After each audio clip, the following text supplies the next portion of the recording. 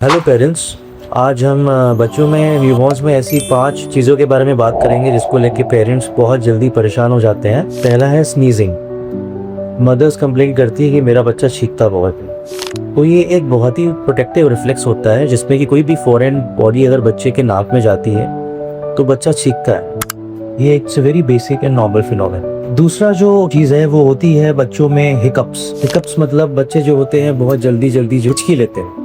तो ये भी एक बहुत नॉर्मल फिनोमेना है। जब बच्चे दूध पी लेते हैं तो क्या होता है कि उनका डायफ्राम ऊपर की तरफ आ जाता है जिससे कि वो फ्रेनिक नर्व को इरिटेट करता है, बच्चों को हिचकी आती है। इसमें हमें कुछ नहीं करना है, बस बच्चों को 10 मिनट के लिए बर्पिंग करा देना है। तीसरा जो रिफ्लेक्स होता है जिसके लिए मदर्स बहुत ज्यादा परेशान हो जाती है वो होता है स्टार्टल रिफ्लेक्स। मदर ये कहती है कि बच्चा मेरा बहुत चहकता है। अगर कहीं भी कोई भी चीज अगर गिरती है या बहुत तेज साउंड होता है तो उनका बच्चा बहुत जल्दी चहक जाता है। तो ये very basic and normal phenomena और ये प्रोटेक्टिव रिफ्लेक्स होता है, इसे हम स्टार्टल रिफ्लेक्स कहते हैं। तो चौथी चीज होती है वो होती है बच्चों में एक्सेसिव रिगर्जिटेशन। मदर्स ये कहती हैं कि जब भी बच्चा मेरा दूध पीता है तो वो दूध उड़ेल देता है। तो ये बहुत ही नॉर्मल और बेसिक फिनोमेना है। कई बार ऐसा होता है कि जब बच्चे ज्यादा दूध पी लेते हैं मदर्स का तो वो दिन में 2 या 3 बार जो है एक्सेसिव रिगर्जिटेट करते हैं उल्टी के माध्यम से। तो ये एक नॉर्मल फिनोमेना है। अगर बच्चे को बार बार उल्टी हो रही है तो ये एक डेंजर साइन है। Otherwise it's a very basic and normal phenomena.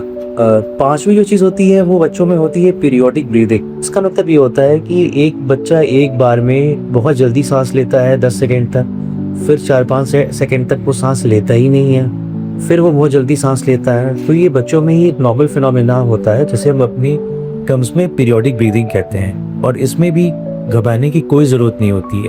बच्चों का थोड़ा जर्की रेस्पिरेशन हमेशा ही होता है। तो इन सब कंडीशंस को लेके मदर्स को बिल्कुल भी नहीं घबराना चाहिए। और अगर आपको लगता है कि बच्चों को कुछ प्रॉब्लम हो रही है या आप मदर्स को कुछ डेंजर साइंस लग रहे हैं, कब वो डॉक्टर को कंसल्ट कर सकती। Thank you.